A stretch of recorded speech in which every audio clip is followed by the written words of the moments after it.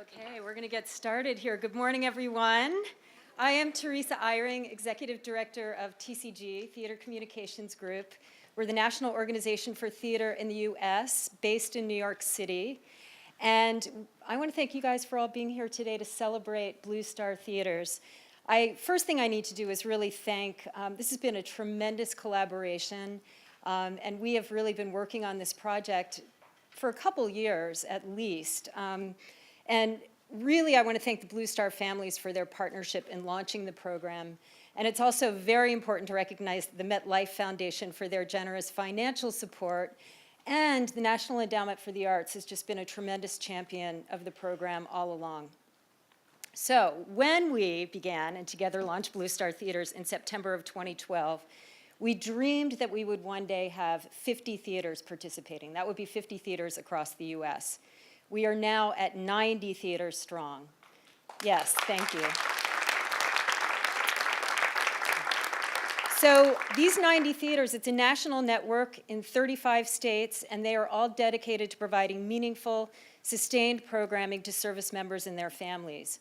And this movement really recognizes the profound contributions of soldiers, and it seeks to build stronger connections between theaters, military families, and their communities. So I want to shout out some of the participating theaters in the DC area: the Signature Theater, the Virginia Stage Company. If you'd like to hold your applause, we'll do one big round at the end.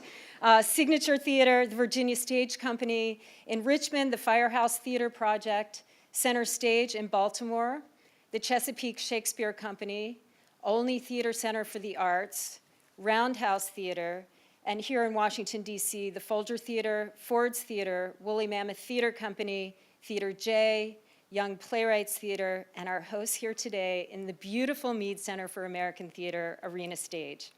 Now, I hope you will join me in welcoming to the stage, or welcoming me here at the podium, the Artistic Director of Arena, Molly Smith. She's a longtime friend of TCG and a former board member.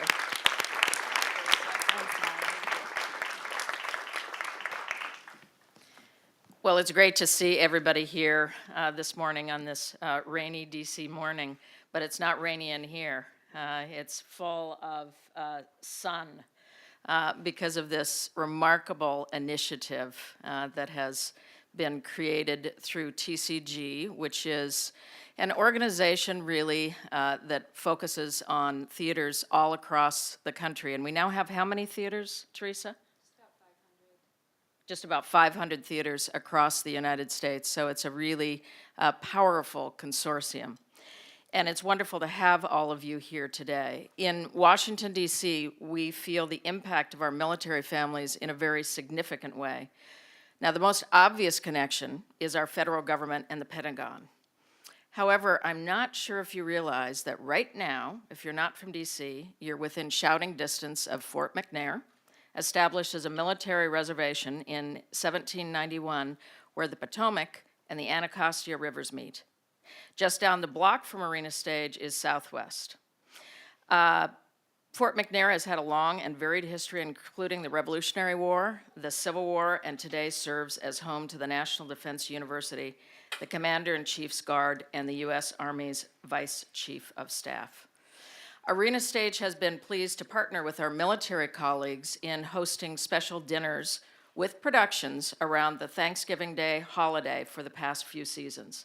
And our local leaders join us as well, including Congresswoman Eleanor Holmes Norton, General Michael Linnington, and Doug Wilson, who is here today, among many others, to honor those who serve.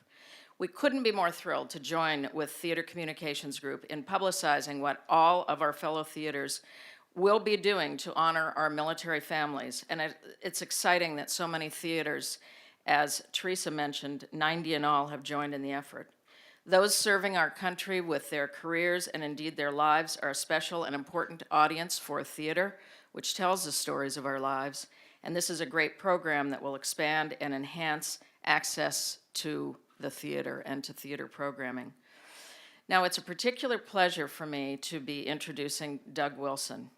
Probably 2 or 3 years ago, Danielle St. Germain Gordon, Chad Bauman, and myself went to meet with Doug on the advice of Teresa Erling and Philip Himberg to talk to him about the potential of beginning a connection between Arena Stage and the military. And that became what is now an ongoing every year, maybe even more than that, program where we'll be welcoming military families here with dinner and productions.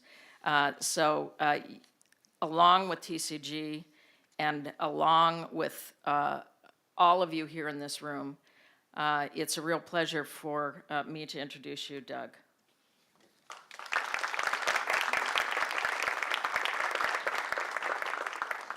Oh, this is a wonderful, wonderful day for me in so many ways. I'm asked to speak a lot about the national security challenges to this country. And the thing I put at the top of the list before Iran, before Syria, is the fact that tens of thousands of men and women in uniform are coming home after 10 years on the battlefield, and that our communities around the country are so woefully unprepared to reintegrate and to welcome them back home. And what you have here today is the template for how to do it, which has been created by a group of people who are the most can-do people, I think, individually and collectively I've ever met. I was invited 2 years ago to keynote Teresa's annual convention, and my colleagues at the Pentagon said, why are you going to go and keynote a theater communications group? And I said, there's nothing I would rather do more, because these people are the hearts of the communities in which they serve and reside. And I was right on and dead on, because when I talked there about the importance of understanding that the men and women in uniform who've been serving on the battlefield for 10 years are neither the saints who walk on water nor the crazy people that are portrayed constantly in the media, but are normal citizens who've gone and seen things and done things that none of us should ever have to see or do, and are coming home looking for normalcy and looking to be reintegrated and welcome back, they and the members of the families that support them. And I got the most unbelievable reception from her audience. And just, director after director from around the country kept coming up and saying, how can we help? How can we get involved? So you have not only Teresa, but you have Kathy Roth-Duquet, who is the co-founder of Blue Star Families, and an organization on whose board I'm extremely proud to sit, which is the nation's largest support organization for military families. An organization that is out there actually doing and achieving and making sure that people in communities understand that those who support our men and women in uniform every day are part of those communities. Molly Smith is a vibrant part of the Washington community. I have sat in this theater. I have so enjoyed so many productions, and I'm coming again to see other desert cities. And when we got together to meet for lunch, I'm sure that there were people from Arena Stage who were wondering, why is Molly going to the Pentagon, for God's sake? And out of that came these wonderful initiatives, the Thanksgiving dinners. Joan Chikagawa and her predecessor, Rocco Landesman, were instrumental in understanding that the arts and the military don't come from different planets, but they are, in fact, united by a common sense of humanity, which is just manifested in different ways. And partnering with them and cooperating with them on so many fronts, from the Great Game to programs that I think Joan is going to talk about, was one of the highlights of being able to serve there. Dennis, you and I have never met until today, but I want to thank you so much, and to thank MetLife for being a leader in the corporate community and understanding that what our men and women in uniform are looking for is the outstretched hand to being welcomed back into communities. Molly, I had the pleasure here of seeing the amazing production called The Normal Heart.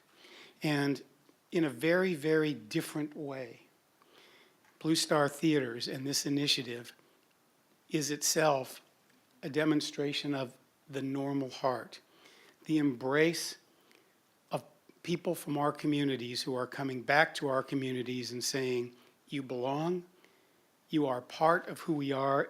And Tony Henderson, I'm sure I speak for you and all of your colleagues who are here in uniform today in saying that outstretched hand is going to be grasped by so many men and women in uniform and their families. And to all of you from the theater community, I just want to say you are pioneers, you are templates, you are examples of how communities around this country can and must welcome back those who have served us so well. Thank you for letting me be part of this.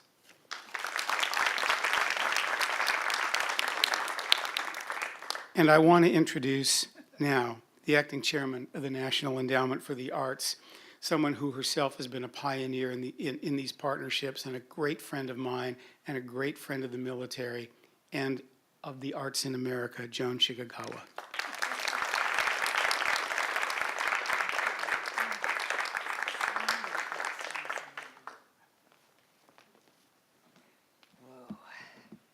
So thank you so much, Doug. Doug has been an extraordinary partner to the National Endowment for the Arts, and none of our work with the military would have been possible without his guidance and support. We're thrilled to be here with you today, Doug, and we look forward to continuing our friendship and finding new ways to work together on behalf of the arts and military communities. Over the last 4 years, the NEA has worked to strengthen the ties between the military and the arts communities. And our work began in earnest thanks to Kathy Roth Duquet and Blue Star Families. Kathy approached me to talk about ways we could help military families feel more integrated with their broader communities. And we at the NEA wanted to find ways that the broader communities could express their appreciation for the service and sacrifice of military families. So in response, the National Endowment for the Arts launched Blue Star Museums as a partnership among the NEA, the Department of Defense, Blue Star Families, and what has become almost 1,900 museums across the United States who are offering free admission to active duty military and their families all summer long. Every summer, and we're now in our 3rd year, and every year it's grown by almost a third. So I'm proud to say that Blue Star Museums served as an inspiration for what we are here today to celebrate.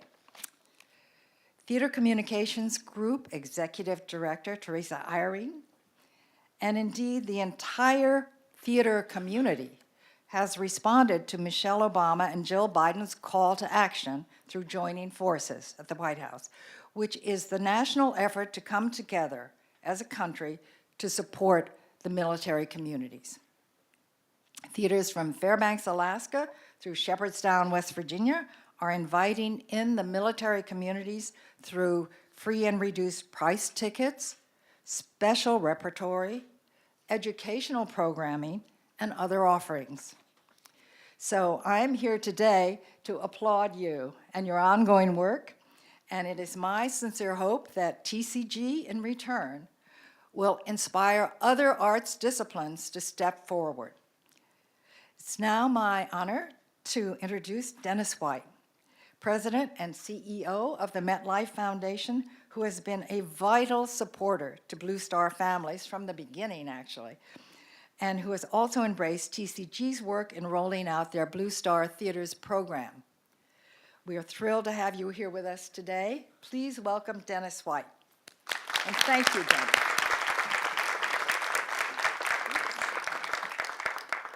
Thank you, Joan. And on behalf of MetLife and MetLife Foundation, really thrilled to be here, to be part of this partnership over the last couple of years, and it has been a few years, and it's been so productive and so satisfying to be part of that. So thank you. I want to thank TCG, Blue Star Families, the NEA, and our host today, Arena Stage. Thank you. And Doug, thanks for those great words, because I don't think it could be said any better than that. Again, this is a true partnership. In many ways, we do the easiest part. We provide the funding. And we provide the funding for the Blue Star Museums and the Blue Star Theater program. And it's been a wonderful activity over the years. And we're happy to say that we'll be doing it for future years, too. So it's... When you have a success like that, you just stick with it.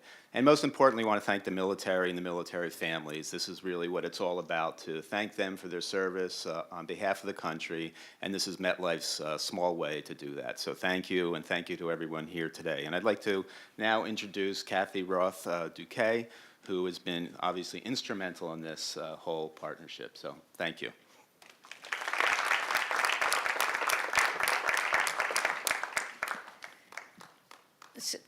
Serving in a military family, particularly in a time of war, is a spiritual or at least a metaphysical exercise. No one does this because it makes sense from a material perspective. It doesn't make sense to put yourself in a position where you could be terribly hurt or to allow your loved one to do it. So we do it for reasons that make sense on some other different plane. And that's why the arts are so important to us, because the arts speak to us on that other plane.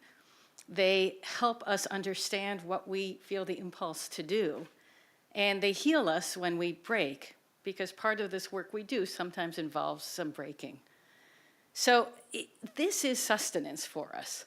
People often look at what can we do for military families, and they look at training mental health professionals, which is great, or they look at other kinds of financial support or daycare help. All this stuff is great.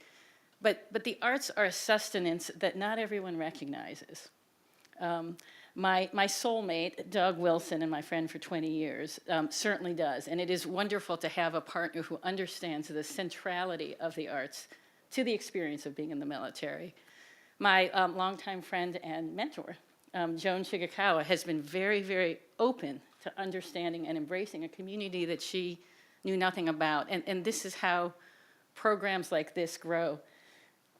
Blue Star Museums and Blue Star Theaters both grew around meals. And so it's wonderful that we all sit down together and break bread. Blue Star Theaters, I remember very clearly, Doug invited Joan and I and Teresa to the Pentagon. And it's particularly memorable because at one point he had to get up and hurry out because as we walked outside, we saw on the monitors, General McChrystal had just been relieved of his duty. And that was particularly interesting to me because my husband was working for General McChrystal in Afghanistan at the time. So I think I will forever remember that. But I want to thank the Arena Stage for the work they do and the way you welcome us in, and we participate in those events you have all year, introduced to us by Doug. Thank the NEA for always being a support. Thank TCG for their leadership with this program, which is going to change people's lives. It's not only nice to go to the theater and be diverted, but to be transformed by the experience that the theaters give you is fantastic. And we created Blue Star Museums very, very quickly. You can't do anything without someone who believes in you. MetLife is a large foundation, and large foundations don't always move quickly. We were a young group. Large foundations don't always invest in young groups. But MetLife stepped up with Blue Star Museums and now with Blue Star Theaters with really impressive leadership. And none of this is possible without you. And we love your partnership, and we're glad you're going to be with us in the future. Can't tell you how much. The White House is a fan of these programs, too. We are thrilled that the First Lady sent a letter when we launched this program, and her words, I think, are worth remembering, that by participating in the Blue Star Theaters initiative, theaters from across the country have dedicated themselves to honoring and supporting military families, and the First Lady herself is inspired by the commitment of the theaters. So that's a lovely thing. I'd now like to introduce our representative from the Armed Services. So delighted you could be with us here today, Lieutenant Colonel Kohler. Also, Tony Henderson from the Chairman's office is here, I think. Hello, Tony. Thank you for joining us today and for the support and helping to get the word out to our troops. Lieutenant Lieutenant Colonel Kohlers with the Soldier for Life program. Thank you very much.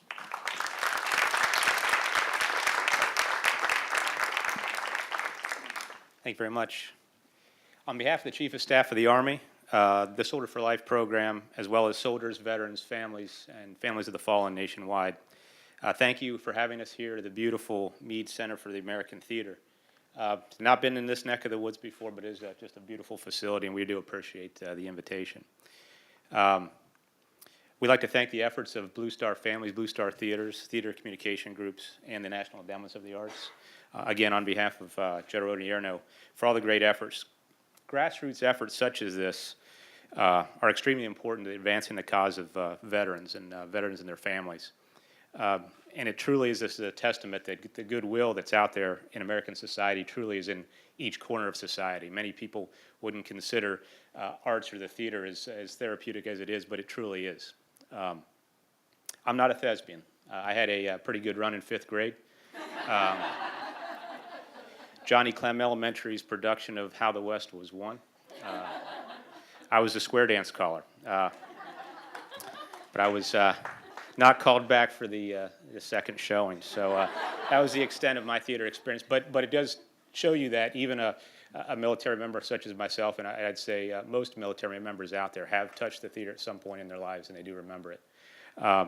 And there's so much value in efforts such as this, in reintegrating veterans, reintegrating families in the communities, and also expressing, veterans expressing themselves through art.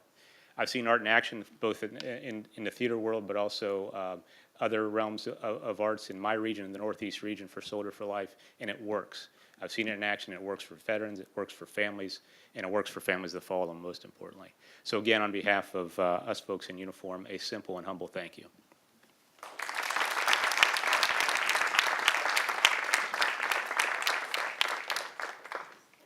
Thank you, Lieutenant Colonel Kaler. We are so happy that you were able to join us today. And I also want to thank, again, Colonel Henderson for being here. One of the wonderful things about being involved in this program is we've really gotten to know some people who I think we never would have gotten to know otherwise. And they've become really great friends of TCG. And we've spent some time with Lieutenant Colonel Kaler just really trying to brainstorm about ways that the theaters can connect, what kinds of plays are taking place around the country that might really be relevant and important for military families to know about.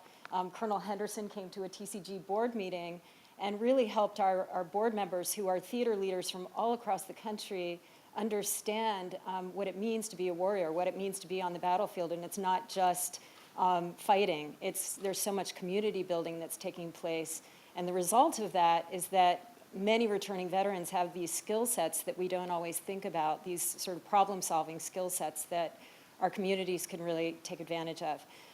So one of the things, speaking about joining forces at the White House, we really have thought about the Blue Star Theaters program as trying to address some of the issues that have been raised through joining forces, being, yes, mental health, health issues, jobs, but also community connectivity. Just how do we make sure that veterans and military families feel welcomed and connected in their communities? And so the theaters are obviously, you heard about discounted tickets and free tickets, but we're also encouraging theaters to find all kinds of ways to connect.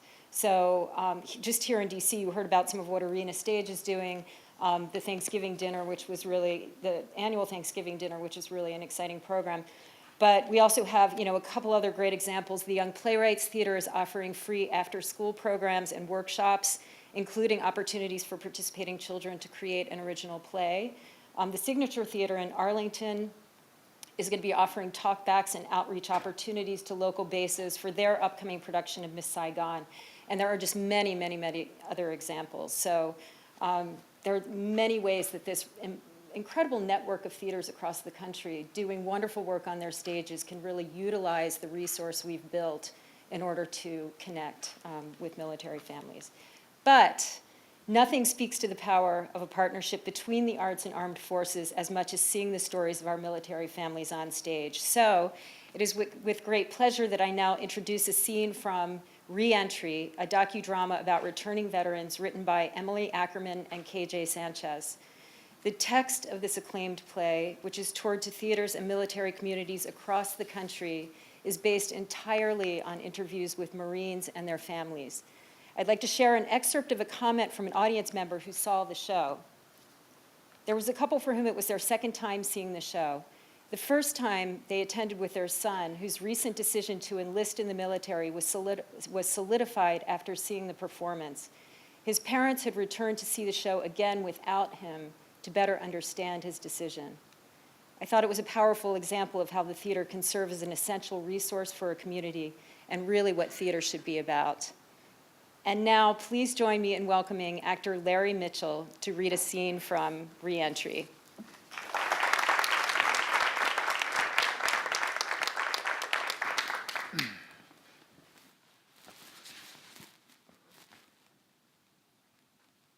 I'm not the man I once was. I look at pictures of myself before and after, and it sucked the life out of me.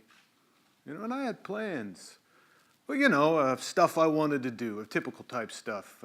Get out of the Marine Corps before I'm completely broken. But I don't know what that jump-off point is because it ain't about us. Particularly the higher rank you get. We're always taught it ain't about you, but at this level, the big boy talk you get is, you'll get out when we're done with you. Yeah, that's a big boy talk. You're here to serve. No, it's not what I'm doing. It's who I am. It's not an occupation. It's in my DNA. I love the concept of service, duty. Now, I don't want to harken back to the golden age. I don't know if there ever was a golden age, but golden age for me, it's what we strive to be. It's not what we are.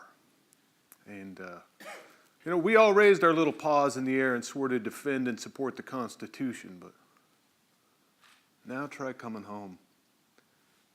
You got metal in your leg. You didn't sleep for weeks on end. Your body's broken. Your will is all used up. You leave men so tired you had to kick them to keep them going. You gave everything you had, and you come home and you have to hear about the country having war fatigue. Oh, you're fatigued, huh? Yeah, it's pretty exhausting for you? I'm whining. But does it ring?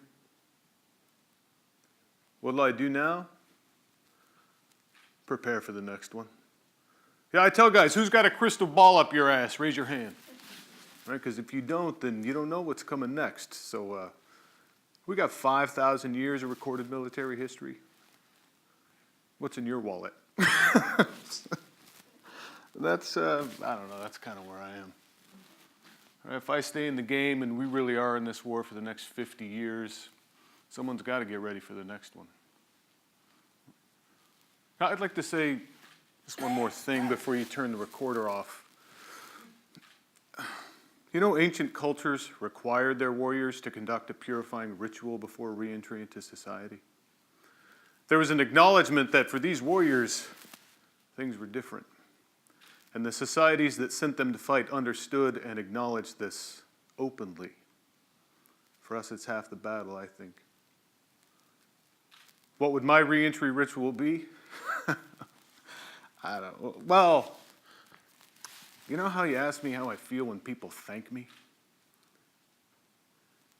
Well, my hands are dirty. No one likes to be thanked for having dirty hands. So I guess my ritual would be me having my hands washed. Someone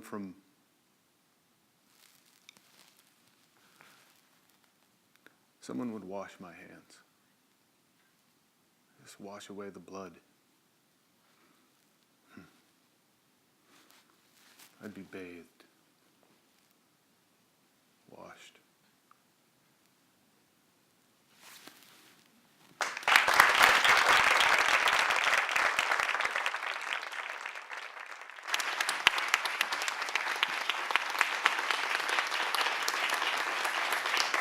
Wow.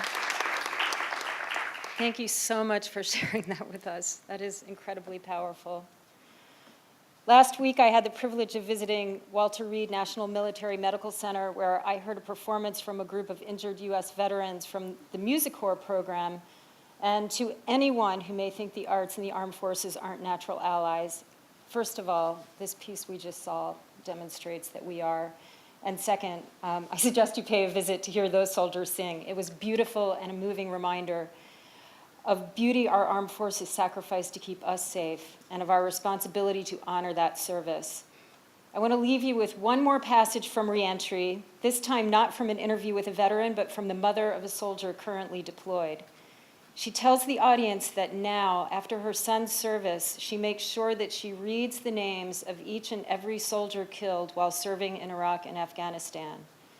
I read the names now, she says, because if it were my sons, I would want everyone to know. I would want everyone to read his name. And this is one more thing the theater can do. It can remind us that they are all our sons and daughters. They are all our sisters and brothers. They are our neighbors and colleagues and friends, and we must bear witness to their service. We must open the doors of our theaters and say, welcome home. Thank you for being here today. Yes?